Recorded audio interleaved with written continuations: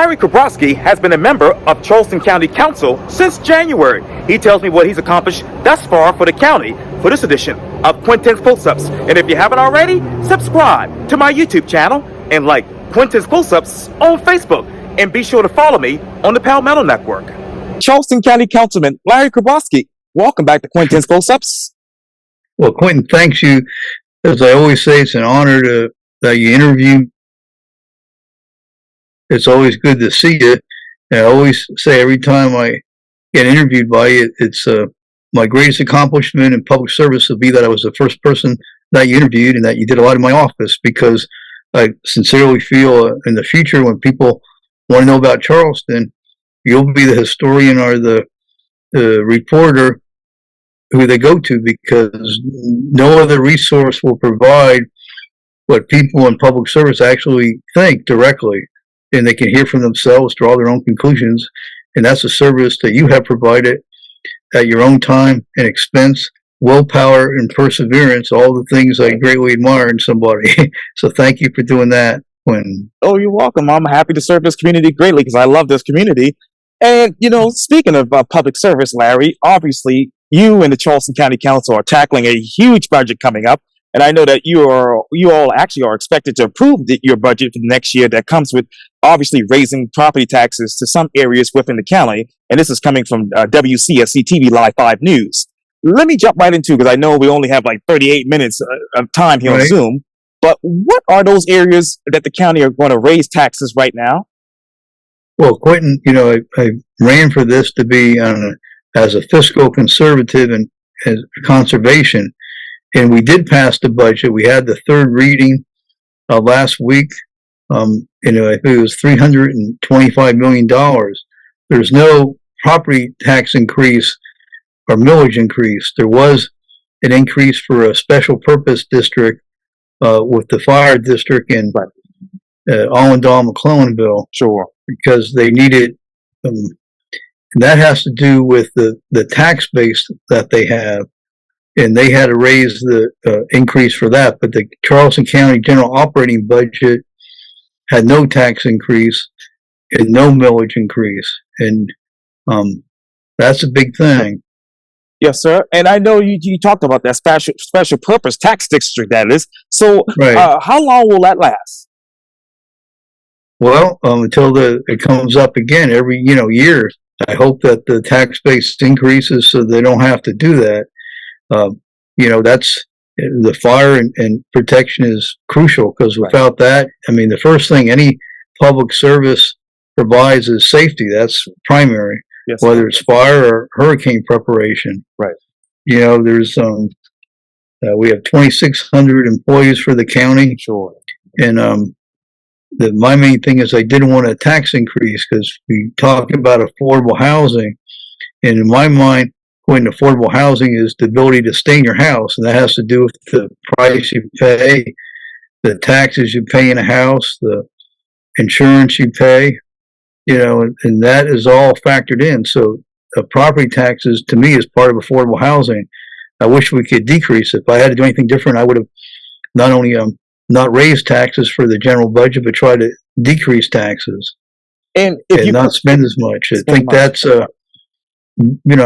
it's unique to me, Quintin. I was on Charleston County Council and the State Board of Education and chairman of the Republican Party in Charleston County. And this it led me to, I think it's important to have term limits in all public offices, because the amount of money you're dealing with is huge, and hundreds of millions of dollars. And I think, I approach it with a sense of awe that it's other people's money. And I think that any human being who's around that too long, no matter what your motives are, if you serve too long, it's going to become commonplace, and those figures become this, and you forget it, or spending other people's money. One thing I would have saved is we voted earlier this year to spend $75 million on the 526. And I would have waited for that, because I'm sure there's going to be a bond referendum to do that. And remember, the cost of completing it is almost like over $2 billion, not million, billion. And if that doesn't pass, in my opinion, the $75 million would have been this wasted. Now, Larry, let me ask you, Okay. that special purpose tax district, how much money does the county expect to get from that? Well, the county or the town, it's the fire special purpose fire district from McClellanville and on. I think the area that they cover goes from Gerald's Tires in Mount Pleasant Yes, sir. all the way up the Georgetown County line. Right.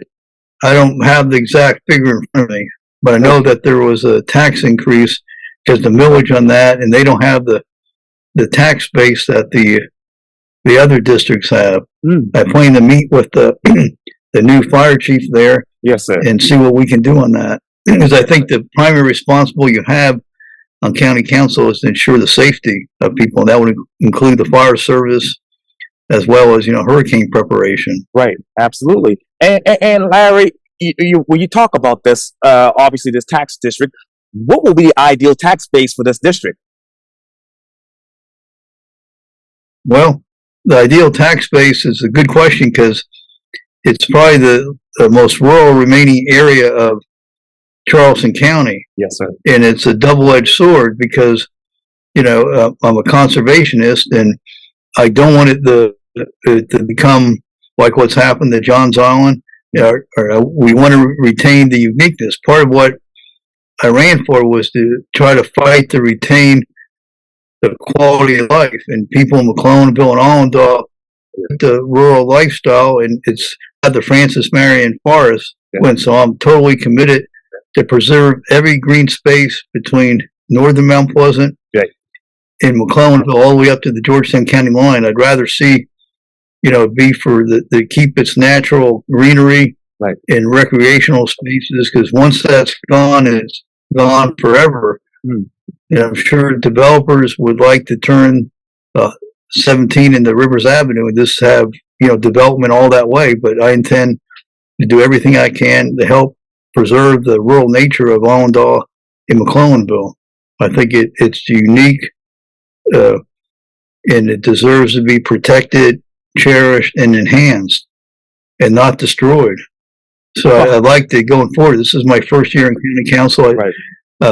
If we can provide going forward so they don't have to increase it for next year, I'd like to look at ways going forward because it is unique. And I think that it doesn't have the tax base, say, the dense commercial development of North Charleston, but it deserves to be protected, and people can't be taxed out of their homes, but they deserve safety. So going forward, I'd look for ways the county to honestly add more to their budget through what we can do, because to recognize it is a special area, it's rural, we want to keep it that way, but it doesn't have the tax base. So I feel we can do more to provide more resources from the county to because they don't have the tax base. Yes, sir. Sorry about that technical difficulty Also, there. Yes, sir. Life. I wouldn't want to do anything to jeopardize the unique nature of what people love about living in McClellanville and Allendale. Sure. Because that's the fight. Developers would love to have what's happening in Carnes Crossroads and other places. And I don't think people there want it. And I don't want it there. I understand that. And so what would be the millage rate? Also, the traffic, any development in that area would make the traffic even worse in northern Mount Pleasant and Mount Pleasant, because people would come to there. So it's a matter of quality of life and the congestion. Yes, sir. I understand that. So I want to get back to all of that in just a second. So what will be the millage rate over the next couple of years for this special purpose tax district? Well, I don't know the exact millage rate, but I know they've had to increase it. So, going forward would be something that I would look at to provide more resources and funding from the county and cut other places that we can. Because again, people need to have a first-rate fire protection. But again, to recognize the unique rural nature of that area, the lack of the tax base, but to try to make it up from the county. This is my first year on the county council, and I wasn't able to accomplish it this year. But going forward for next year, certainly that would be a priority for me. So in that budget, Larry, what would you trim to bring resources to that special purpose tax district? Well, I looked at, the $325 million budget. There's a lot of money in that. I would look anywhere I can. I voted, this is no reflection on the quality of our county attorney's office, but when they voted to give the county attorney a $50,000 bonus, I voted against that because, the pay was already something like $280,000, and I think 60 or 48% on top of that for fringe benefits. That's more than the superintendent, the new one in Charleston County, I think is paid $275,000. I read. Right. I think that in some ways, and again, not in any way a statement on the quality of the person or the legal services. I think she's a great attorney and a good person. But I would look for things like that. I know I'm an attorney. I often work 12 or 14 hours a day, and you have the risk in private practice. You have to meet your overhead, pay the rent. And, I just feel that sometimes with public employees that they don't factor in the benefit of what, guaranteed retirement and your health insurance. You don't have to worry about whether your employer can pay you or not. I look for things like that. I think that, $50,000, I just wouldn't have paid it for somebody making that much. If you're being paid hundreds of thousands of dollars, you don't need to be paid any more to do what's ever necessary. And I feel like I'd look across everywhere I could, yes, sir, for things like that. I feel that was excessive. And Larry, why exactly are they giving her this raise and benefits in the middle of inflation? The justification was that she did things with the solid waste management, that she was hired to be the legal counsel, and there was an opening there that we weren't paying. The person left, and she had to take over the solid waste management department for a time period, and that they thought that was extra work. But again, I feel, yes, she did it, and she did it well. So I want to make it clear it's not a personal attack on her or the quality of her work or who she is. Right. But when you're being paid almost like $350,000 or whatever it was or more, when you consider fringe benefits, and then you're getting over $400,000 with that, that's a sign that they're spending too much money, like monopoly money, and losing all that is coming from other people's pockets. Just like the $75 million was from the option sales tax for the 526. It wasn't from the general budget, but I would have used every penny of the $75 million to put to immediate use to help, attack congestion in West Ashley and Johns Island. But that's another thing. I wouldn't have gambled on spending that if you don't know if there's going to be any use. That's a lot of money to gamble on. I think that comes over time from spending other people's money. Nobody would gamble like that if it was their own money. People always need to remember whatever we use from tax money has come from people's, pockets or their home. And that's an awesome responsibility because, again, with affordable housing, if you can't pay your taxes, that's not affordable then. And I feel strongly, Quinn, the best thing I did for this was when I ran for this, I went door to door for about 2.5 months, all the way from McClellanville to the old village, and you went in all different neighborhoods, and you got to see people, and that's who I always feel when I'm doing something. I remember them, and the people love living there, and many people feel vulnerable because if you lived here a while, your home has gone up so much in value, nothing that you've done, you don't have any more money to pay the taxes, and even though they capped it, it still goes up over time, and people feel vulnerable about staying in their home because as taxes go up, and they love living here, so if they sold it, where are you going to move to? It's not just the value your homes go up, oh great, you can sell it. People love the quality of life, don't want to leave, and I feel that's who I feel strongly I want to fight for it so they can stay where they're living and continue to enjoy where they're living. And I want to get back to that in just a second too. But going back, obviously, to the county's attorney, I know she had to spend a period of time with the solid waste issue. What was exactly that time period? It was, I think it started before I got on, and it continued probably to maybe the middle of this year, or like a month or two ago when they voted on it. But again, they felt that the quality work that she did, which is good, and it was time that wasn't part of her original contract, so she deserved to be compensated for it. And again, my sense is if you're at a high level like that and you're getting paid hundreds of thousands of dollars, you do whatever you have to, and you end it at that.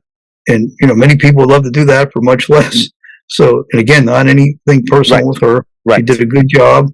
It's just a question of an indication of spending other people's money. Again, nobody in private practice, if you have to chip in and fill in, unless you're willing to, if we were in private practice, you know what, she's doing such a good job and so much extra work, I'm going to take less money myself and spread it around. That's different because people are able to spend that without any cost to themselves, Quinn, and realize you're using other people's money to do that.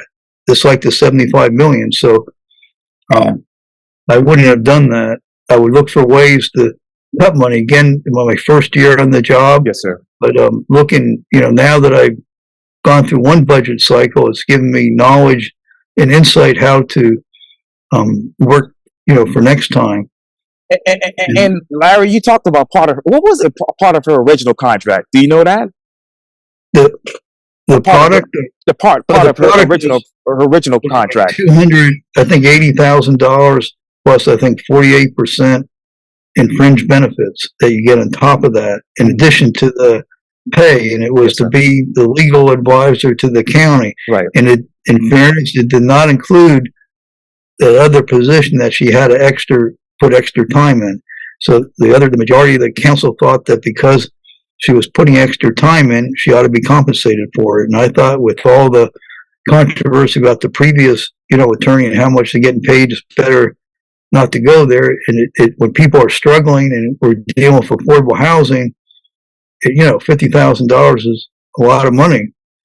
And and how over time, how much where exactly are we with timeline wise with the fringe benefits? How long will she be getting those? Well, I mean, there's a 3% increase every year, but the fringe benefits, that would be your health and your pension, which would be a lot for that amount of money. And that would be over a lifetime. That goes to a person's retirement. And people forget with county employees, they also get it's not their salary. And when you're in private practice, which is most people, you look at things differently. You have to pay for your own retirement. It's not something that's guaranteed you for life in addition to what you're being paid now. And that's something I always keep in mind because, I know that myself. Right, sir. Yes, sir. And that's an advantage. So you're not just paying that increase now. It's in perpetuity. That means it's going to be, because it'll be a higher compensation rate as they figure a percentage in the future. That's a great gift to receive. So what is the compensation rate right now? For the attorney? Yes, sir. Well, it'll be the $280,000 plus a 3% increase for this next year, plus 48% in addition to that for fringe benefits, including pension and medical. Now, going back to the $75 million, where exactly did they get that money from? Well, it's from as I remember, the half-cent sales tax. So it's money earmarked for transportation costs. Right.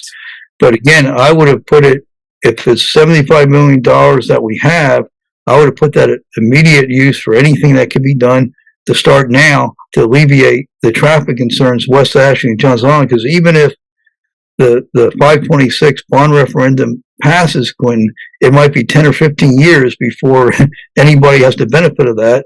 And if the bond referendum that I assume that they're going to vote on next year to go in November of 2024, if that doesn't pass, that $75 million would be, would have been like we weed out the window because that money is going for condemnation of land to build the right of way and for appraisals of that land. And so that would be like a $75 million bridge to nowhere because you have spent it on appraisals and spent it on condemnation for something that may never get built. I would have waited till after the bond referendum because I would have decided if it doesn't pass, you don't spend it. And if it passes, that would be more reasonable. Well, the taxpayers and the voters have decided to spend it, and therefore it would be reasonable to have to do what's necessary to start preparing and condemning the land, buying the land, is what I understand the 75 million is for. So was this originally, well, this half cent sales tax, was that originally earmarked for 526 specifically? No, sir. As I understand it, and that was all before I got on, is for transportation, alleviation and expenses. So it technically meets that criteria. But again, I would have used it for immediate plans to put things that could be done, because I don't know if the county taxpayers have the appetite for over $2 billion to complete it.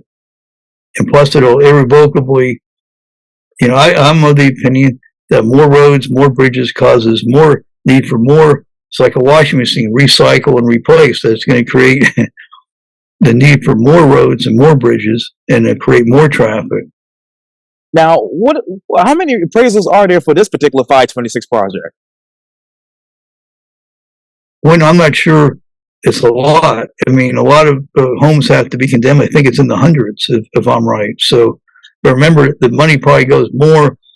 And the cost of that would be for the condemnation, because they have to pay the people for the fair market value. Yes. And those who voted for the 75 million said, well, we'll have that in perpetuity, then we'll have that condemned and paid. And my point is, well, for what purpose then, if the bond referendum doesn't pass? It'll be condemned, but it won't be for any purpose. So then, which shovel-ready projects are available right now to kickstart this? Well, for 526, there's none unless the bond referendum passes. Then the 526 doesn't, shovels don't meet the road until then. Again, their argument on spending the 75 million was it will be shovel ready, I mean the land will be bought and condemned. Right. So if the bond referendum passes, right, that it can begin immediately. That's their point. But again, my point was that $75 million is a big gamble with other people's money. Because if it doesn't passes, it'll mean that 75 million, for what purpose will that have been spent? And nobody would do that with their own money, or if they felt the pinch of it themselves somehow. Now, where exactly in West Ashley and Johns Island should this money go towards? I would put it to anything that could be done now, and I'll leave it to the, I don't have those in front of me, but there are the different routes and projects that they could start immediately without a 526 to improve traffic. Because I imagine, if you're there now, every day is a misery in that traffic. People want something right away. And I think most people feel that if 526 passes, that all the problems are going to be solved and at least be 10 or 15 years before anything that they can use. That's a long time away, and things are just getting worse and worse. And as long as, and the building and more homes get filled in, and it also would mean Johns Island has changed a lot, but it would even increase that on steroids. Look at Charleston. Every day, Quintin and I take the cross down to where I work. Right. And the last 2 years have been, I've worked in Peninsula Charleston since '79. So that's right. Like 44 years. Yes. And in those 44 years, Quintin, I've seen nothing like the last 2 years. It's like it's up and the high rise, like Soviet style, better material, but high rise buildings wide. And I think part of what happened, contractors were given the right to, if they put in some token affordable housing, they were given the rights to build up and out. And so they built huge buildings everywhere. And you wonder, it transformed the landscape in Charleston. And is that a bubble? I mean, what happens if the real estate market collapses? And just like in other cities has become more urban, you find lots of empty office buildings. But nobody cares why the parade goes on. It's because they keep on building. And every time it's like there's a new building going up at the foot of the bridges or all over the peninsula. Huge buildings going up everywhere. I'm sure you see it too. And it's a whole different landscape. But going back to Johns Island, how many new homes have been built over the past 6 months there? Well, I don't have an exact number other than I could, see it in people complain about it, and it's just, I don't see any let up in the massive change again over time from driving there, whatever I remember and what I see now. It's like a change of unbelievable growth and I've represented many people who were born and raised there, and how it's, and people will be driven out who've lived there all their lives. I think a lot of people love where they're living, not because of the size of their home or how fancy it is or how the price is, but because of the quality of life. They like the rural nature and the living in the low country that has nothing to do with all the changes that are taking place. Now, you talked about growth. When it comes to that budget, is the growth in residential and personal property values expected to moderate over time? That's a market thing. I don't know. I mean, there's bubbles, and you see in other areas around the country, and there is, there could always be, God forbid, a depression or a recession. And I remember the last real estate bubble and things went down, but people love coming here to live by the beach. And you wonder at some point if the value of living and working in Charleston isn't devalued by all the growth. It loses its charm of why people want to come here. That could be a change. I mean, over time, I know when my wife bought her home on Isle Palms, I think it was like $10,000. I bought my house in Sullivan's Island for $96,000. And Isle Palms was Sullivan's was a lifestyle choice because it was cheaper to live there than other places. And over time, that's changed. And the market in real estate, who knows what the future has. And school teachers live there, and now it's like the cost of living of homes has just gone up crazy. So, yeah. And so what's the value of homes right now in your district? Well, in Mount Pleasant, they've gone up tremendously, but that's again a double-edged sword, because if you live there and you want to stay living there and you don't want to sell your house and move away, all that means is the cost of living there and staying there has gone up, because the value of your house has gone up tremendously, but there's no relation between that and your wealth, your ability to pay taxes or to stay there. And even though there's a cap, it can only go up each cycle. Over time, that can go up if you stay there for several cycles. It can go up beyond what you ever dreamed of. I see that, and my wife is from McClellanville, and I saw what's happened there in Mount Pleasant and on the islands. And I moved there in '80, and I can see a lot of people who live there and then have to move out, because I know going door to door in Mount Pleasant, I met many people who left the islands reluctantly because you couldn't pay the taxes anymore, and had to leave there. And I hope, my goal is that people shouldn't have to leave where they love living because they can't pay real estate taxes. So what are the real estate? I felt that very strongly. Strongly, yes, sir. I understand that. So what are the real estate taxes right now in your district?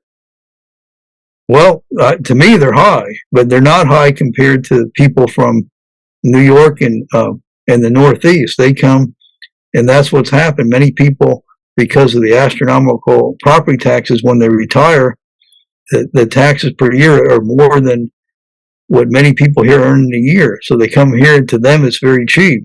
And the price of real estate is cheaper than where they're from, and they inflated the cost of housing here.